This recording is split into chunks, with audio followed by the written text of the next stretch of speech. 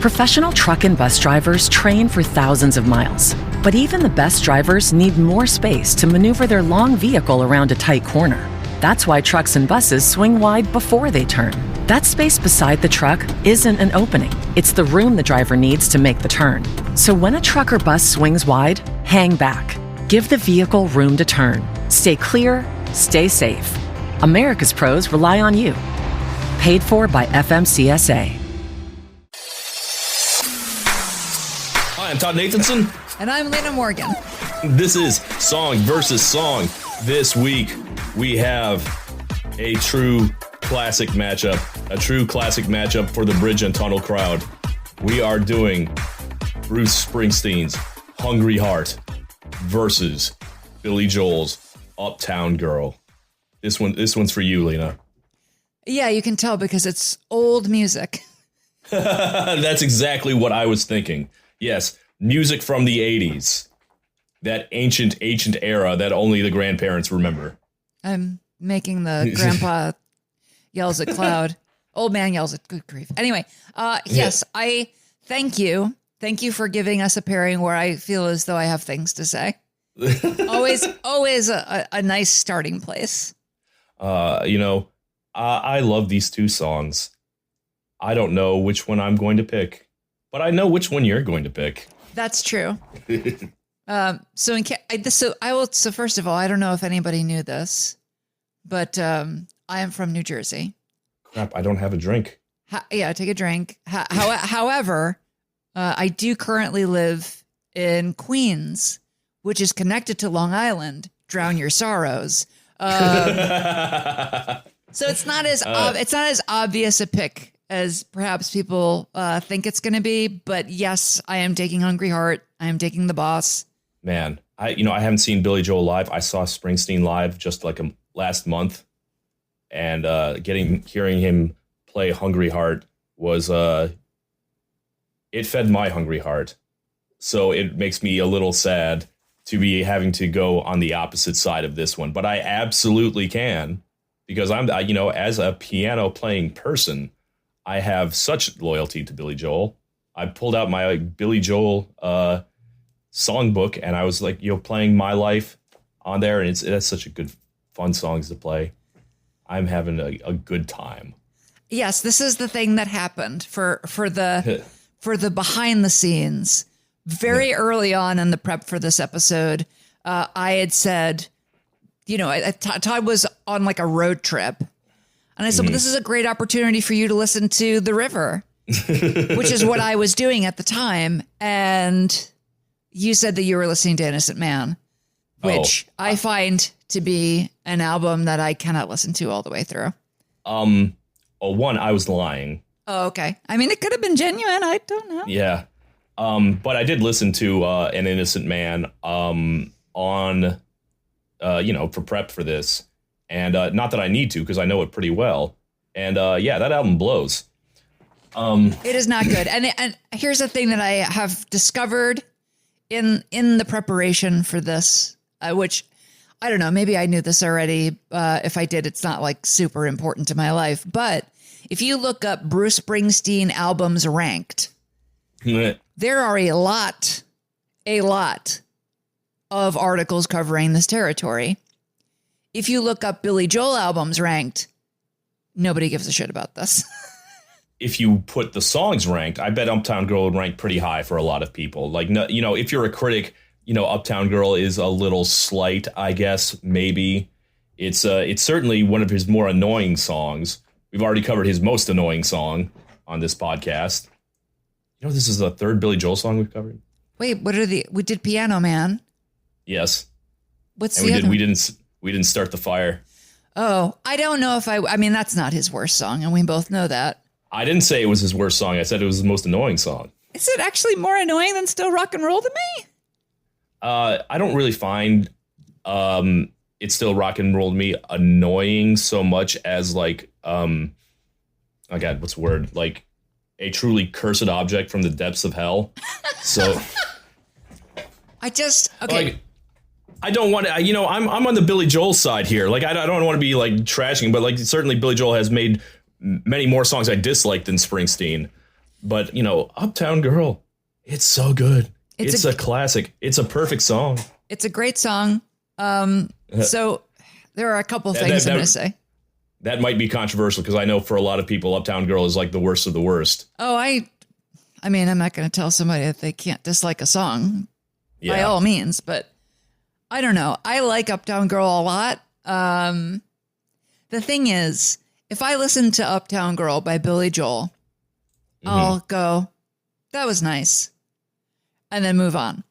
If I listen to Hungry Heart by Bruce Springsteen, I have a hungry heart for more Bruce Springsteen.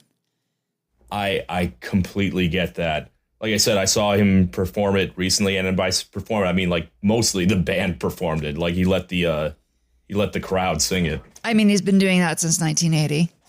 Yeah, it's the only song he can really do that for. It is. I mean, I'm sure you can. Yeah, Springsteen fans are hardcore. They'll do all 9 minutes of Jungle Land, including the solos. But yes, I think it's. There are a couple of things to note. One. Hungry Heart, I mean, I think this is apocryphal, but it's a thing that Bruce Springsteen said, and so why not? It was the song that made the women start to show up to his shows. Yeah. I absolutely refuse to believe this. Bruce Springsteen is extremely attractive, and like, I don't know, man. Like, I feel like I'm like trying to pinpoint, like, when is the moment that I, if I was a young woman going to Bruce Springsteen, or listening to music and coming upon Bruce Springsteen, what would be the song that would make me go see a show of his? And I don't think that that's the first one. I mean, it might be like Racing in the Street. I find that song like very romantic. Is that different from Out in the Street? It is a completely, yeah. I mean, it is a different song. Yes. Racing in the Street is off of Darkness on the Edge of Town. Which I think we kind of have to I think you have to talk about Darkness on the Edge of Town to understand The River, to understand Hungry Heart. Well, why don't we? Because I love Darkness on the Edge of Town very much. So Darkness on the Edge of Town. So he had put out this other record. You may have heard of it. It's called Born to Run. I have. And then he became like the biggest star on earth. He got real. I mean, I don't know if he was actually number one, but he got real big, real fast. And everyone was like, what's he going to do next? And the answer is he was going to get into a fight with his manager, Mike Appel.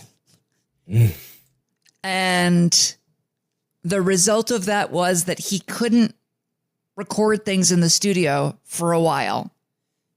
And so he began work on Darkness on the Edge of Town, and they were playing out in one of Bruce's weird places. He's like, oh, we're in this farmhouse or whatever the fuck it was. And I think he wrote 70 songs, and he did the thing that Bruce Campbell, oh my God, Bruce Springsteen became really famous for doing, having a big chin and yelling one-liners. So the thing he would do is that he would write a bunch of pop songs and then throw them away in favor of the less commercially accessible stuff that he found to be more appealing personally. Darkness on the Edge of Town is known for many things. By many people's standard, it is his best record. Many people will say that the title track is the best last song of any Bruce Springsteen record. I would honestly would do either just fully Born to Run versus Darkness on the Edge, back-to-back albums, what album is better. But if you were going to do one song versus the other, I think it would be Darkness on the Edge versus Jungle Land. What's the better last song? That being said, during Darkness on the Edge. Disagree, but go on. Oh, you're okay, whatever. Darkness on the Edge of Town. He wrote this song that he got rid of. It is called Because the Night. Mm-hmm. He gave what he had written to Patti Smith, and a good call. I think ultimately what Patti Smith did to complete that song makes it, I'm an all-timer. I don't know how you feel about it because it's got that 10,000 Maniacs cover, and I know you've got Natalie Merchant feelings. I've heard the Natalie Merchant version like twice. Like, that's a Patti Smith song to me. Okay, great. So we kind of get to this point where he's making Darkness on the Edge. When they finally get to the part where they're in the studio, he becomes this lunatic who hates the way that 70s studios are set up. And he becomes like obsessed with creating a live sound. He wants everything to sound loud. He cannot accept the fact that one thing being loud means that the other thing can't also be loud with what's available. And there's this thing that he's very famous for having done during this, which is that when Max Weinberg is recording the drums, he kept yelling the word stick because he felt that he could hear the stick more than the drum. Well, he is a stern taskmaster, that the boss. I believe that the prevailing attitude was someday we'll all look back on this and laugh. I think it took like 50 years or whatever. No, I mean, like, not literally, but I think it took like 30 years for people to finally be like, I mean, it's a good album and we can kind of laugh at how painful that experience was. It was all in service of trying to make Darkness on the Edge achieve the sort of live sound that had made them popular. And I don't think that they really quite succeed, but very famously, the Darkness on the Edge tour was even better than the Born to Run tour. It's like their like most popular tour. You know, they just have like, you know, and you've seen them live. This has always been true. You know, the E Street Band is like the greatest bar band of all time. They can play any song that you throw at them.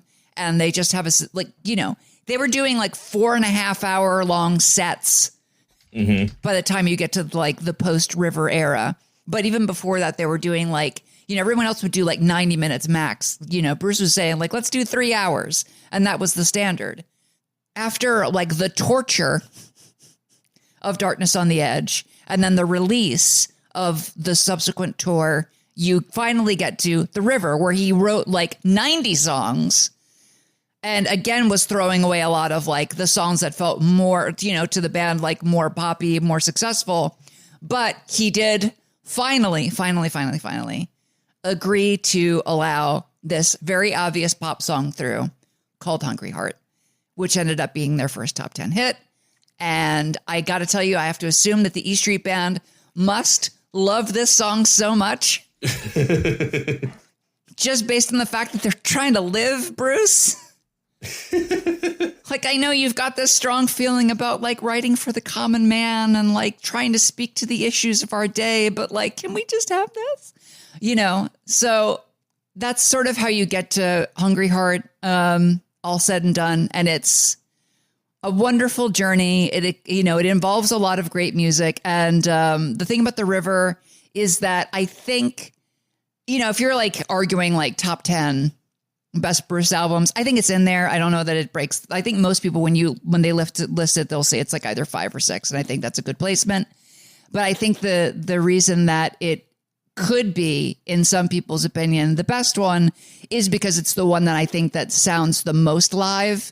It's the one that succeeds most, where it's not like Bruce and the E Street Band. It's like Bruce is in the E Street Band. You know, it's very Van Zandt coded. It's very like, it just feels a little more in the room, and it feels a little less like Bruce is the lead guy on every song. Not sure I'd say that's true on Hungry Heart, but like the very fact that Hungry Heart exists on an album feels like the E Street Band won. My feeling about Hungry Heart and why it was like their hit was it's the catchiest song. It's the simplest, catchiest song that he ever wrote. Like, it's a classic 60s song that, you know, Springsteen writes so much. All his songs have so many words in it. Even like the simpler songs, like, you know, Glory Days or Pink Cadillac, they look like, you know, 5-act Shakespearean plays next to Hungry Heart. Yeah, I mean, he's a maniac. This is sort of the thing that's really famous about him. But, you know, I mean, again, this is kind of his appeal. You know, Bruce Springsteen is cool because he's not trying to be. He's a very intense guy. He's very serious about what he's doing. I do agree that Hungry Heart is very simple. But I mean, I guess the most famous thing about that song is that he wrote it after seeing the Ramones, and he was like, oh, I'll give this song to the Ramones. And he wrote it in 20 minutes. And then his current manager was like, are you insane? We're keeping that song. I saw someone with a conspiracy theory that's like, no, he didn't. He's lying because he doesn't want to admit that he wrote this great song. Did you see the Springsteen movie? Oh, yes, I did. You mean the one that is basically focused on Nebraska? Yeah. Yes. But like there's like talk is like, oh man, not only is Springsteen a huge rock star, he has his first pop hit, and it comes on in his new car that he bought because he's a big rich guy now, and he's like, he just turns it off. It implies that he's embarrassed by it. Like it is an anomaly in his catalog. It feels like, even when you compare it to like other big hit pop songs he had, especially on Born in the USA and later on. Well, I mean, also that is again a movie about the Nebraska era. And look, Bruce is always intense. He always has a degree of brood going on. However, he never brooded harder than he did during, that is like suicidal Bruce. That is the toughest time of his life. It's so interesting that he, The River, to me, even though it obviously has a bunch of sad songs on it, that's his whole shtick, is writing sad songs that sound happy. Mm-hmm. It does seem as though he was actually having a good time and going out and touring for 4 hours. Like every show is a 4-hour show. That's insane. Who does that? The answer is Bruce Springsteen, because he just had that time where he was immortal and then he just crashed. And so it would make sense that in that, that's a movie. How real that is, I don't know. But You could see a person crashing out after just being on fire all the time, suddenly like having a taste aversion to the song that made them like run around like a wild man doing 4-hour shows every night for a year. How high did Hungry Heart chart? Let's see. You know that off the top of your head? I'm going to look that up right now. No, I feel like I should have looked it up, but strangely, it was the thing that I kind of cared least about. Yeah. Well, I think it is probably like closest to his like one of his biggest hits, and it's number 5 hit in 1981. That's really good, especially for Springsteen. That's a movie. I have seen Springsteen say, he's like, no, I always wanted an AM pop hit, like you would hear on the radio, not just an LP for. So he said he was really happy about it in that old interview I watched on VH1 a billion years ago. So let's not take Jeremy Allen White's portrayal. Yeah, I don't really. I mean, again, you could see in the moment, it's possible that he might have had negative feelings about it in Nebraska time. But in the catalog of his career, I think it's kind of undeniable that, to bring Billy Joel briefly in, I mentioned before we started recording that Billy Joel and Bruce Springsteen have a friendship and have performed together. A lot of mutual respect between those two. They've done like shows together. I watched one where it was like Springsteen is like the king of Long Island, Mr. Billy Joel. Yeah. And here's the thing. When Billy Joel comes out to that, he loves hearing himself referred in those terms, but like you can tell that Billy Joel is excited to play with Bruce Springsteen. And you can tell with equal fervor that Bruce Springsteen is excited to play. Do you know what I mean? And like, that's not an insult to Billy Joel. It's just that Bruce Springsteen just loves to play and could play all day, every day until he wipes out.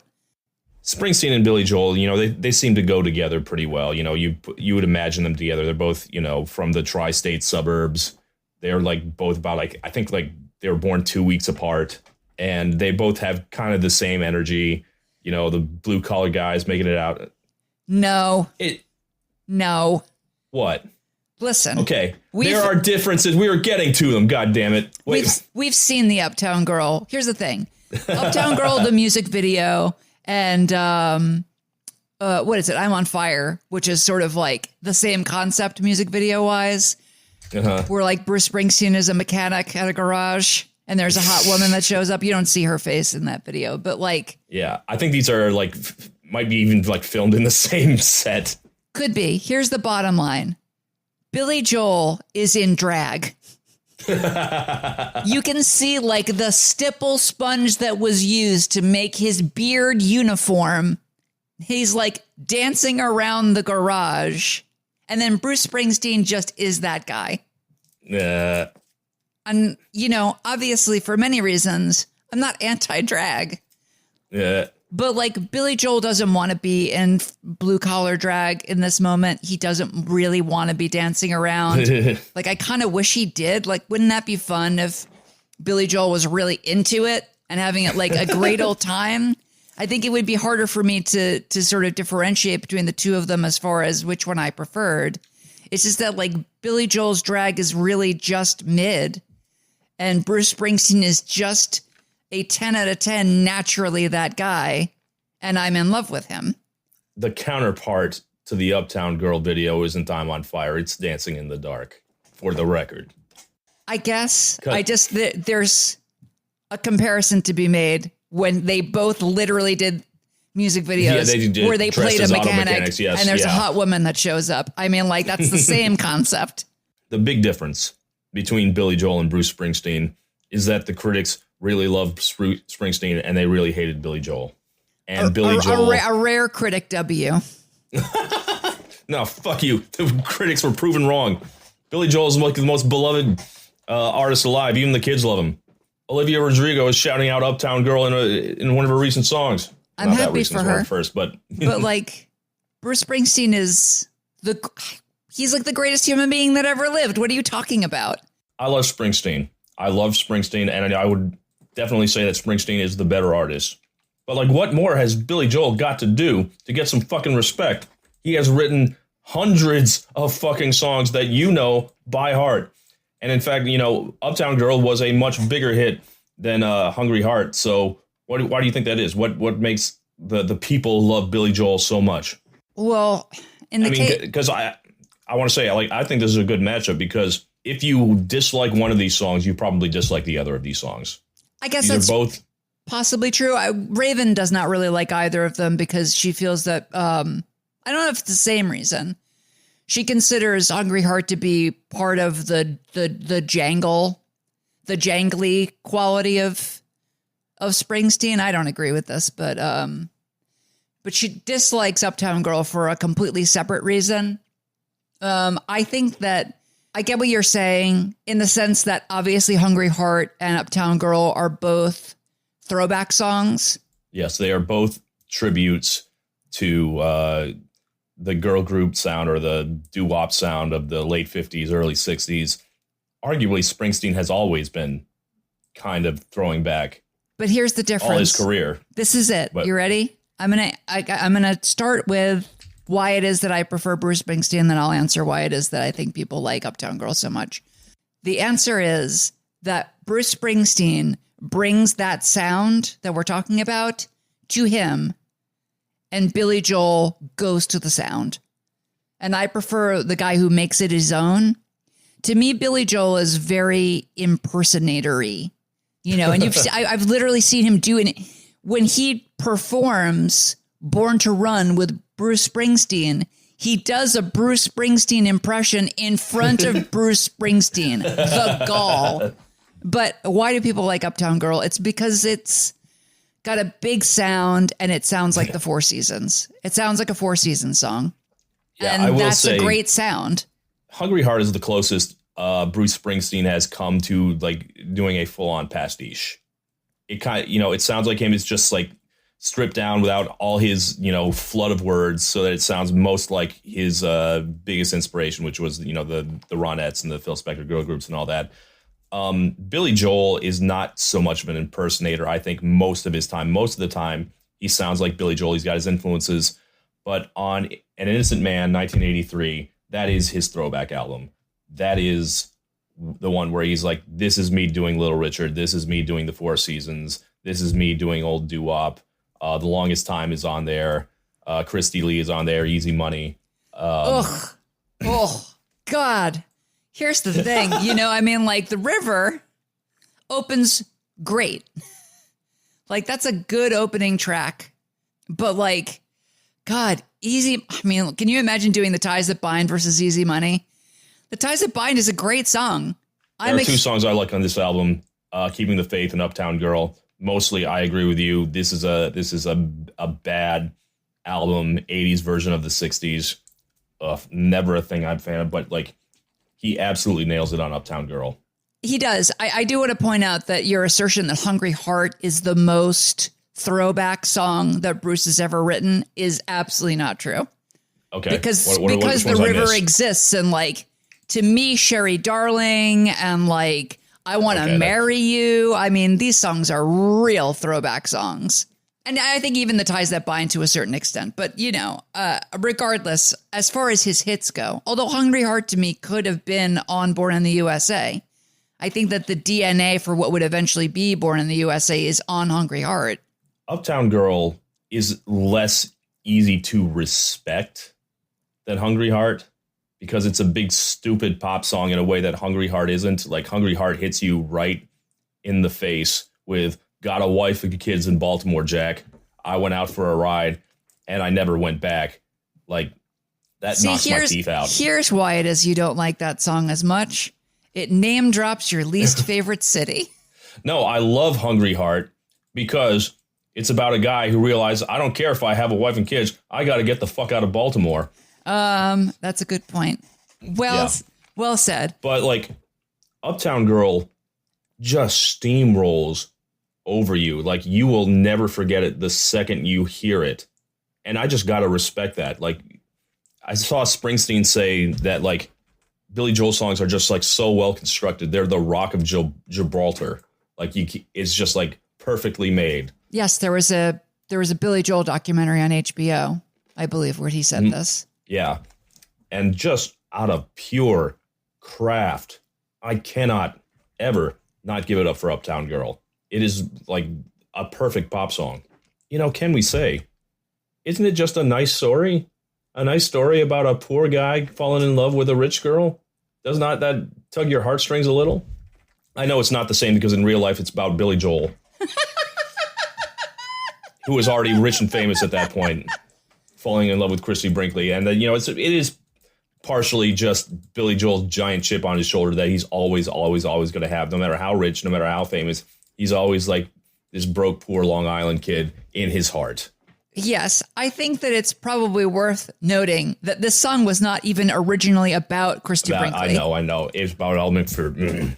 Well, no, I'm not bringing it up to well, actually, you. I'm just bringing up the fact that it's kind of undeniable that he was dating multiple supermodels at the time. It's really hard to erase this fact for me. And I don't know, man. He's the local boy made good. I know that he is. And it's not even that I dislike Billy Joel, because I really don't. When I listen to that song now, I'm like, maybe I could be the Uptown Girl. Like, should I go down to like the local garage and see if there are any mechanics who'll take this? Yeah. Please. Anyway, yes, I can't really relate to that. Whereas, if you listen to Hungry Heart, like, yes, you hear that it's about a guy who's like married with kids, who's getting out of Baltimore. Focus on the Baltimore. And I'm like, this is a song about a late in life transitioner who's like, God damn it, I'm 50 years old. And deep down, like, is the heart of a woman waiting to break free. I'm getting the hell out of Baltimore. Emphasis on the Baltimore. I love that his wife and kids in Baltimore, Jack, are mentioned in the first sentence and never mentioned again. Yeah, I mean, he goes to other places in the song, obviously. You know? Yeah. It's not a single narrator perspective, that song, which is another thing that kind of feels a little distinct for him. I mean, I'm doing my best for Uptown Girl, but like I did notice that there is kind of like Billy Joel's kind of nasty edge to this song. His chip on his shoulder. Like you see him trying to do his dance. He almost looks kind of angry. Well, he doesn't want to do it. He does not want to be doing that dance. And, you know, you can find clips of, you know, him doing Hungry Heart back when it first got big, 1980. And Bruce looks like he's having the time of his life, like he always does. Yeah, he's having, there's like I've watched live versions of Billy Joel play Uptown Girl, and it's fine, passable.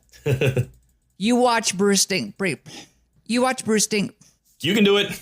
You watch Bruce Springsteen play Hungry Heart, and he's just, I mean, he is, again, very famously on the 1975 and 1985 double live album that they put out, he does not have to sing the beginning. I mean, eventually he does, but the reason why that became the standard is that the audience would sing the first verse is because there is this moment where he just went out on stage and was about to sing, and the whole audience just sang the whole first verse. And he was like, I think perhaps we have something here.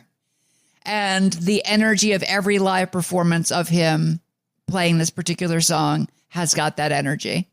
And it just is electric and real. And while I know Billy Joel has used a lot of the same musicians in his career, Bruce Springsteen has the E Street Band just in that way that Tom Petty had the Heartbreakers, and there is a difference. Yeah, I don't know who he was working with on Innocent Man. It doesn't sound like he was using the same people he had for like Glass Houses or The Stranger, which are his most like rock, or, you know, where it most felt like he was part of a band, let's say. Yes, those are certainly the albums that you could listen to as albums if you wanted to. I don't really think there's a lot of Billy Joel albums that you'll listen to straight through. And Innocent Man and that title track. Ugh. Man, like I feel like it's not fair to let the rest of Innocent Man take down Uptown Girl. No, and I mean, you know that I love For the Longest Time, which is another like doo-wop song. I did not know that. Oh, I love that song. Really? Mm-hmm. I enjoy that song. I don't like every time he does doo-wop on the album. There's other doo-wop songs on that to me don't hit at all. But I like For the Longest Time, and I like Uptown Girl. I genuinely do, and I think that I was watching a guy I know react to the Beatles for the first time, and he listened to some of their later stuff, and he went back and he was starting from the beginning. He was listening to Please Please Me, the record. And there's a song on there where John Lennon is going like, I love you, woo, woo, woo, woo. And I was like, oh boy, the woo, woo, woo, woos are like too much. And the Beatles, especially at that time, were also very famously pulling from these sort of like earlier girl groups. The thing that makes Uptown Girl such a success is that like when Billy Joel is going, yay, yay, yay, it works. Like it's good. Like he does it very well. To me, it is imitation, but it's a good imitation. Yeah, like it's some really solid Beyond Meat. You know what I mean? I'm gonna read a review I really liked once upon a time from Tom Ewing of freakytrigger.co.uk. He says that like the street music that Uptown Girl is drawing from, the doo-wop, the rock and roll, was speaking so powerfully to the sexual and social codes, because addressing those codes head on was itself breaching the codes. Meanwhile, there's nothing at stake in Uptown Girl because, rock and roll is uptown at this point. So Uptown Girl works because it's history being written by the winners. Like he's got the girl now. He is uptown. It's a record not about seducing an uptown girl or wanting to seduce an uptown girl. It's a record about remembering wanting to seduce an uptown girl and boasting to your blue collar buddies that that's what you were going to do. And it's about wanting to have those kind of friends to boast to. So this is not actually a Frankie Valli pastiche. This is a Beach Boys pastiche in disguise, because that's, just like the bro-y, friendly, hanging out with the guys type of a song that it is. You're making me hate it. Aww. This is not working in the song's favor for me. I think it's a really interesting argument, right? Like I'm not saying like, oh, I disagree with what you're saying. I'm just saying that does not appeal. I mean, that's the curse of any, self-consciously retro songs, because, it's always about what this means to you now as opposed to what it meant then. And that's always kind of like working in its favor. And I guess Hungry Heart, as indebted as it is to, the past, it does not strike me as self-consciously retro as Uptown Girl does. Yeah, it doesn't seem that way at all to me. To me, The River as an album, including Hungry Heart, still feels like Bruce Springsteen moving forward. He had his big breakthrough. He had his big breakdown. He came out the other side, a guy who was ready to like excitedly sing for the people who he'd been writing for the last like however long. And Hungry Heart was him giving them a thing that they'd been asking for, an honest to God straight pop song. And to me, that as a narrative makes Bruce Springsteen feel a part of something, right? And that is Bruce's thing. That's his whole fucking shtick, is that he's part of the people. He's one of you. And Billy Joel has never felt like that to me, despite the fact that there is no real reason. I mean, Billy Joel had a hard fucking life. And yes, I watch his doc too. Yeah, and like, I am not here to dismiss any of that. You know, like, yes, you can point to places in which he was kind of like bitter or mean-spirited, but it's not like Bruce Springsteen was a fun, happy-go-lucky guy. You know, the reason that I am able to love him is because I love him from afar. You know, I love him the way that like a poet loves somebody that like they saw across a room once and then wrote 1,000 poems about them. But Bruce Springsteen in the studio is a fucking nightmare. Yeah, he's called the boss, and that's not a compliment. But I mean, undeniably, this is the thing, right? In the end, if you ask me why I prefer Hungry Heart, it is because whenever I get into like the frame of mind where I'm like, I'm going to listen to Bruce Springsteen, and this gave me an excuse. I just listened to him for like 2 weeks straight. And the more I listen to Bruce Springsteen, the more I watch documentaries about him, the more I see live performances of him in video, the more I'm like, this is the man of my dreams. I want to spend the rest of my days with Bruce Springsteen. I love him more than I have ever loved anybody on this earth or ever will. I do not feel that way about Billy Joel. Let's say that this Innocent Man is not peak era Billy Joel, and you say he's moving backwards on this. Moving forwards with Billy Joel, is there any Billy Joel song that comes after Innocent Man that you would say you would go to bat for? I mean, so this is a weird thing. In looking at the lists, people always of like ranking Billy Joel albums, people always talk about how much Stormfront sucks. Yeah. I actually kind of like other songs on Stormfront. I'm a weirdo, right? Like, I'll listen to Leningrad and be like, I like that. I'll listen to like Downeaster Alexa and be like, I like that. You know, like, am I going to tell people like, you're going to love it? I don't think so. I think I probably listened to it at the right time, but I don't know. Yeah. Like he did that lullaby song that I love. And also, And So It Goes. I would go pretty hard for River of Dreams. Like that is my late period Billy Joel. I mean, that's another very pastiche song. I feel like that is the one that transcends it in a way that most of Innocent Man doesn't.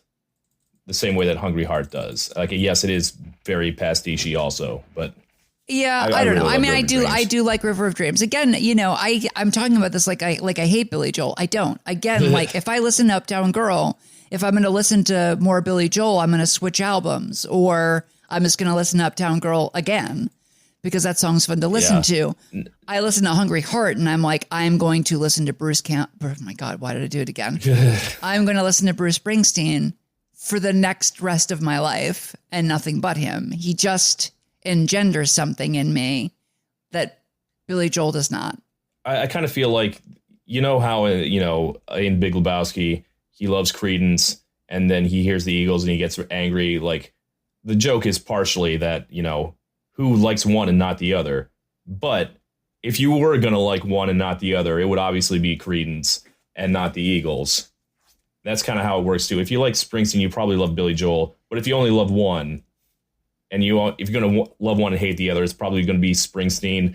And you're probably going to be like, I hate fucking Billy Joel, man. Well, no, there are people who love Billy Joel and hate Bruce Springsteen, though. There's a lot of people like that. But you wouldn't make them the protagonist of your movie, though. Let's put it like that. That is fair. I will say that if Bruce Springsteen had been like a real bastard, you could make like an Amadeus kind of movie out of that, where it's like Billy Joel like hands a song he's worked for, really like plays the song he's worked endlessly on.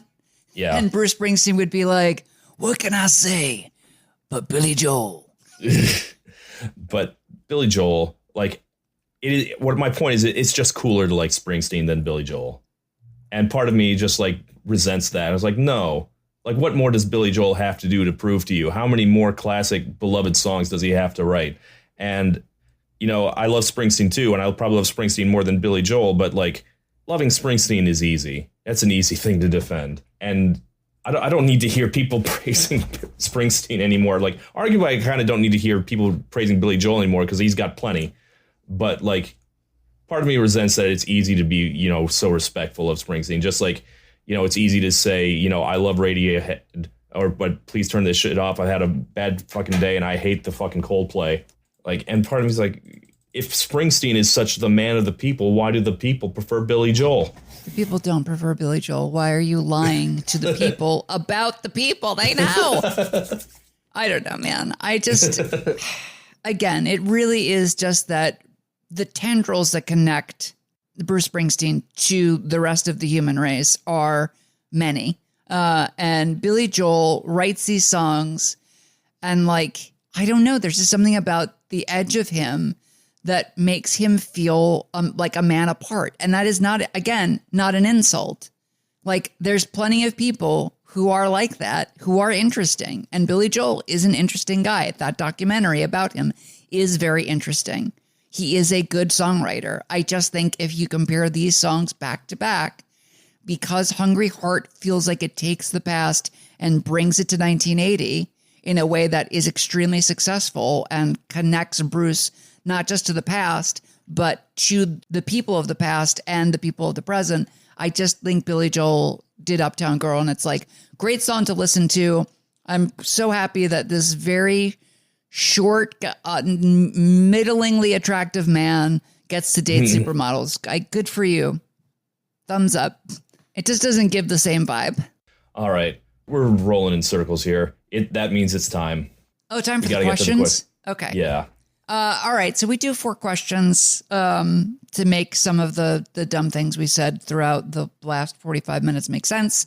We're going to do them now. First song is first song. The first question is one of history. We're going to get rid of one of these songs, got to disappear. The other one's going to stay. For the culture, which song has to stay? I mean, both of these guys have so many goddamn songs that, you know, like, it doesn't feel like removing any of them would be particularly damaging to them specifically. And which one has more play in the culture? I guess, you know, Uptown Girl is easily the bigger song. But like, I feel like the legacy of both these songs is just that they're really catchy songs that people like. It doesn't feel like, you know, these were like changing the world or anything. I guess without it, Springsteen doesn't have that first big pop hit. So I guess I would go with Hungry Heart just for that. Yeah, it's tough to say. Yeah.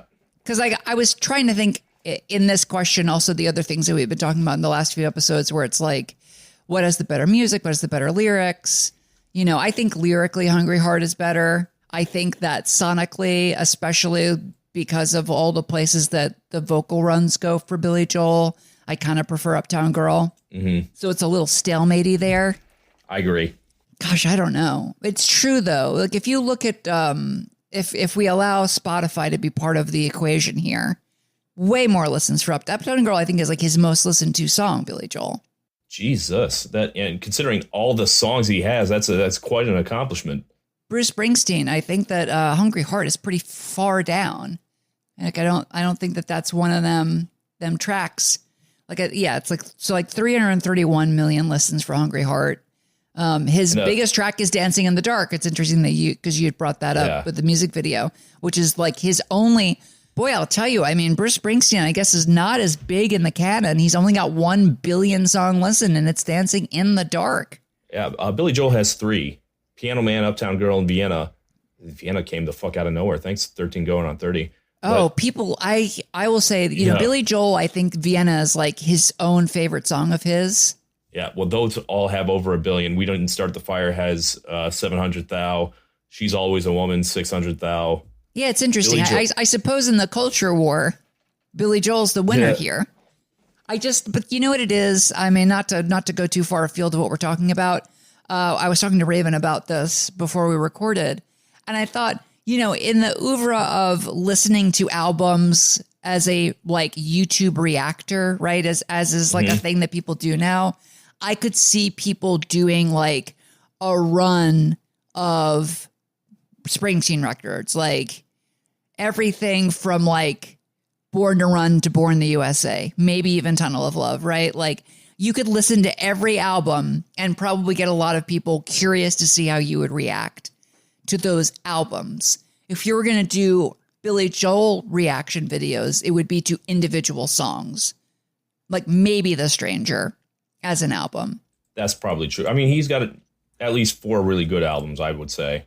I think that. But people think of him more as a singles artist, yes. Yeah, and I think that in general, also, like if you look at Bruce Springsteen albums, so it's like, what happens if you lose Hungry Heart? What happens to the river? Yeah, I don't know. Does it divert into a delta? No, I don't know. It's a stream. I don't know. It's tough. It's tough, man. I mean, it is the most accessible song. I mean, it would still have the title track, which is a banger, but it's not one of the upbeat songs on that album, obviously. Gosh, I don't know. It's really hard for me to say. I think I would actually give it to Billy Joel on this one. I just think that, like, what is the world without? Yeah, I think it's more like, end up like Darkness on the Edge of Town, which is, a great album, but it's not exactly packed with hits, If you say so. No, I mean, that's literally true. I don't know why I said that like you're full of shit. I mean, like, it's an album that many people will tell you. Like, if you ask a Bruce fan what's his best album, I think that at least half the time they're saying that. And then the rest of the time, it's like a throw to like Born to Run, Born in the USA. Or Nebraska. Yeah, I think I would give it to Billy Joel just because I think the song is bigger. I think that like it just is one of those like truly sensational pop songs. I think Hungry Heart is great. I certainly prefer it. But like if I lost it, I would have lots of other songs that are like huge pop hits now of Bruce Springsteen's that I like better. Anyway, question number 2, one of history. You could see the creation of one and only one of these 2 songs, which is the one that you want to see how the sausage got made. I would love to see Springsteen's process, and we went into that in the beginning of this episode. But watching Billy Joel try to dance has got to be the funniest fucking thing. It has to be. I can't. I just got. Yeah, I know. While there is a lot of filmic evidence of the Bruce Springsteen process in the studio, there is not a lot of evidence of him at home recording demos. And I would love to see, if it's true that he went and saw like the Ramones, like you get the whole process. Like, I just like that idea. That just sounds fun. And I just want to hang out with Bruce Springsteen. I did like my little impression of him earlier. I love doing dumb impressions of Bruce Springsteen. I like to do like the Santa Claus is coming to town. Like that's it. When I think of Bruce Springsteen, it's not like him being sad. It's him being like, "Hey, Clarence, you're going to get a new saxophone." It's the way he says saxophone. It's just so funny to me. Like I do a decent Billy Joel impression. I always like doing that. I don't know if I can do it right now. I'm sick, but yeah. Hold on, I'm going to try. All right, I believe in you.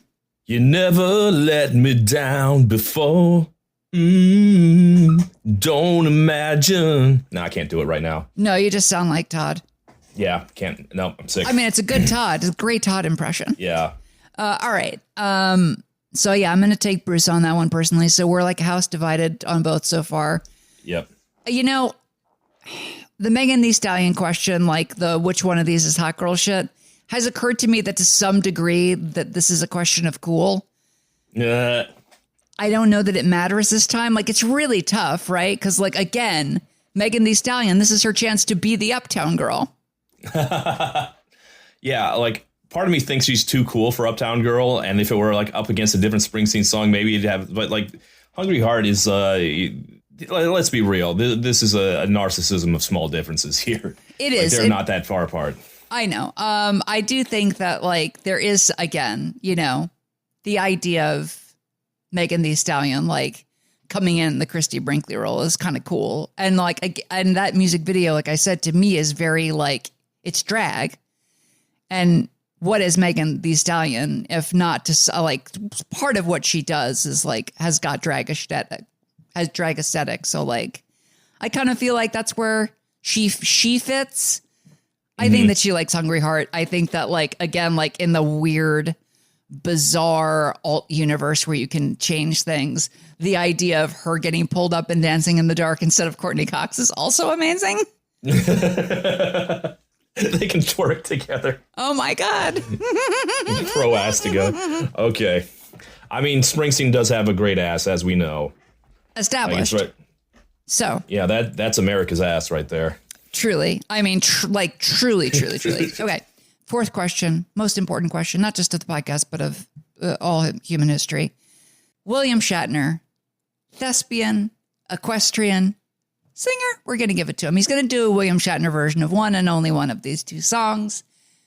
Todd, which one of these songs must be shat upon? I think the OOOs would throw him too much. He can't do those. He'd go, oh. It's magic, you know. I think I want to give it to Hungry Heart, just because I want to see the pathos he puts in those opening lines. He would overdo that so hard. Got a wife and kids in Baltimore, Jack. Yeah, I mean, I just lyrically, I mean, this is like fundamentally that is what this idiotic moron question that I came up with is supposed to be about. And I do think that Hungry Heart has got, like, as far as the verses go, good strong lyrics, real Springsteen type lyrics. Yeah, I think it's got to be that one. It's got to be Hungry Heart. All right, we got them all, or was that? This is the fourth question, right? We just died. It was the fourth question. What is going on? Oh, I'm confused. Oh man, I am sick in the head. Yes. All right. So that was our questions. We always let the readers have their say, or their listeners. I forget what medium this is sometimes. Anyway, Lucy, daughter of none, writes, I'm a Bruce fan and my girlfriend is a Billy Joel fan. It's a deep divide in our relationship, but she still tolerates me, even though I point out how corny Billy Joel is every chance I get.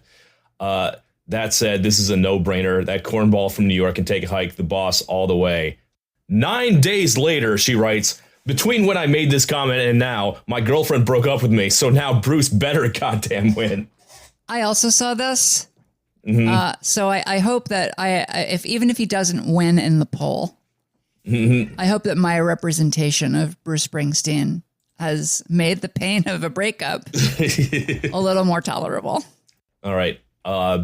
Ben Cook Feltz writes, I don't dislike Billy Joel, but one of these songs is about the human condition, and one of these songs is about being horny for Christy Brinkley. Not HF added, being horny for Christy Brinkley is the human condition. Yeah. Can't argue with that. No, I don't think anybody can. I mean, even if you're not attracted to women, you still can acknowledge. All right.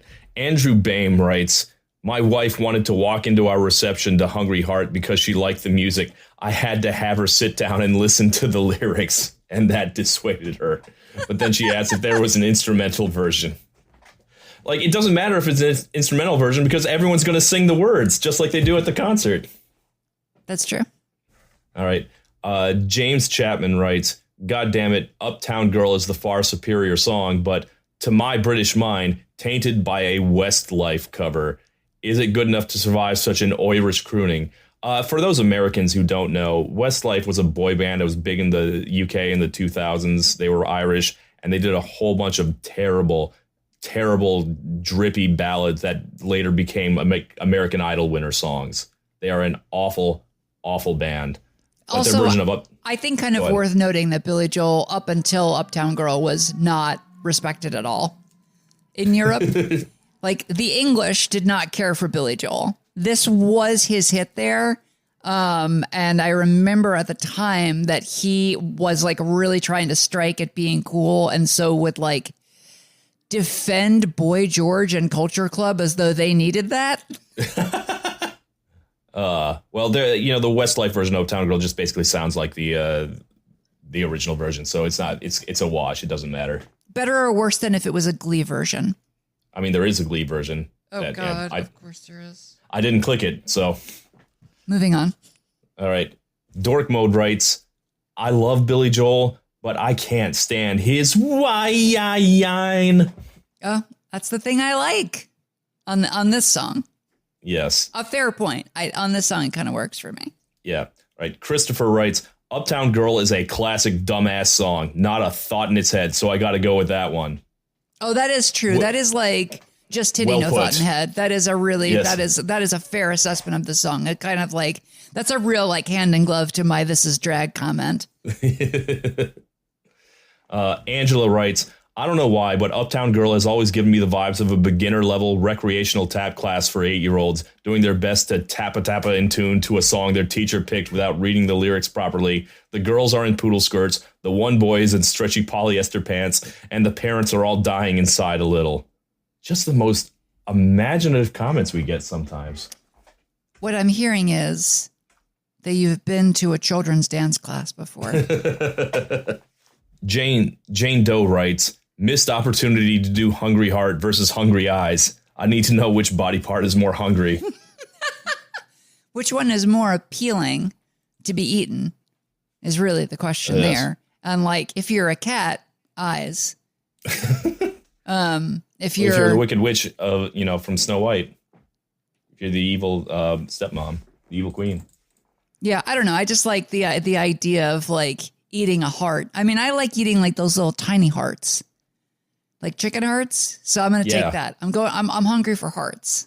All right. DZ writes, I wonder if I would still like Uptown Girl if I didn't grow up listening to the Chipmunks sing it. That is the first version I knew also. That's amazing. All right. Watch out, because here we come. Because here we come. All right. Don Fictional writes, Uptown Girl might be the funniest video ever. All the ways they film it to hide that Billy is like almost 2 feet shorter than his wife. Amazing. He is a tiny fellow. Like they literally put him on a dolly and push him along so he can see this, look the same size as his wife. All right. Glassel writes, though mildly annoying, Uptown Girl sounds like an actual doo-wop song. The best track the Four Seasons never wrote. Hungry Heart, meanwhile, sounds vaguely like a doo-wop cover of a Springsteen song by Postmodern Jukebox or something. Can't agree with the second half. I think the first half is spot on. All right. Mr. Spaghetti writes, I am 80s Joel's strongest soldier, and even I can't believe y'all have done more episodes on 80s Joel than 70s Joel. That's We're true. 2-1, right? Yes. And this is the second time we've done Bruce, isn't it? Because we've done two Bruce and three Billy Joels. That also is a travesty. All right. Valkus writes, the only thing Billy Joel does better than Springsteen is crash his car. Ooh. Low blow. Low blow. Although, funny side story. There is a fact here, which is that Billy Joel had apparently made some motorcycles for Bruce Springsteen, one of which broke down on the side of the road. And there is an interview with Billy Joel, and he's on Stephen Colbert, and like Stephen Colbert like pulls out like this random like piece of a motorcycle, and he's like, apparently this relates you to Bruce Springsteen. How so? And he's like, well, that's the part that broke down. I was like, that's amazing. All right. See, that's the thing we can laugh at instead of like him crashing his car, which is terrible. All right. Sammy Sam writes, Uptown Girl isn't even the best Uptown Girl. In the alternate universe where this was like a Jill Sobule, Katy Perry style matchup, I choose to believe the Beths would win handily. Oh, okay. Yes. We are both big fans of Uptown Girl by the Beths. Lena is a big Beths supporter, and I am a big supporter of songs that stop on the word stop, which Uptown Girl by the Beths does. Huge thumbs up. All right. Bo Doer writes, in the battle of sellout songs by great artists, I'm going third party for Rod Stewart's Do You Think I'm Sexy? All right. Neither. No, I don't think either of these are sellout songs. Are they? Do you think of them as sellout songs? Not really, no. Like, first off, what is Billy Joel selling out? But yeah, and also, like, again, my position is that Bruce Springsteen, if he sold out to anybody, he sold out to his band, who was probably begging him, please, man, just let us have this. And, also disco sellout is a much, much different thing than just like writing a catchy song for the radio. But, I'm not anti Do You Think I'm Sexy? I guess I didn't write this one down. But, a lot of people were saying it's like Uptown Girl isn't even the best Uptown song now that we have Uptown Funk. So we could have put Hungry Eyes versus Uptown Funk. All right. Last one. Got one last one here. Christopher Mars writes, I've never really liked either of these songs, but as a kid, I always thought Springsteen was singing about a hungry horse, so I voted for that. I hope that hungry horse is Mr. Ed, and he ate Wilbur. Everybody's got a hungry horse. Okay, those are the comments. We did the comments. Only one thing left. The results. Lena, who do you think took this one? I think Billy Joel won. By how much? I think it's close. I think it might even be like a 55-45. This feels like a really tight matchup. Yeah. In my heart, it is. Yeah. And just for the record, I would consider Somebody's Baby by Jackson Browne as like a decent third party candidate here. I always like that song. I mean, Jackson Browne, very famously, like that's the guy. Bruce Springsteen always was like, he's like, Jackson Browne had all the girls going to his shows. he's like, when are you going to come to mine? All right. Well, anyway, here are the actual results. For a total of 362 to 567, that is a 39-61% split. That's nearly a blowout for Uptown Girl. Billy Joel wrecked this. I thought it was going to be a lot closer than that, too. I really did. I was not expecting like 2-1 for, I did my best for Uptown Girl, but like, can I say, way to blow it again, voters. Come on. I mean, like, look, my position on this truly is, I think that's an understandable and fair result. I do think it should be a little bit closer.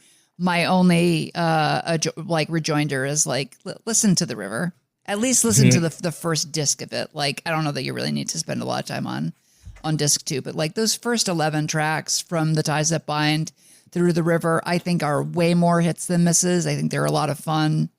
And yeah, I mean, just in general, like I don't know that is as listened to a record of his now. And also listen to E Street Shuffle, the one that's like got like a bunch of 8-minute songs on it. It's so weird and I love it. It's his second album. And I think that it's like maybe like it might be the most underrated Bruce Springsteen album.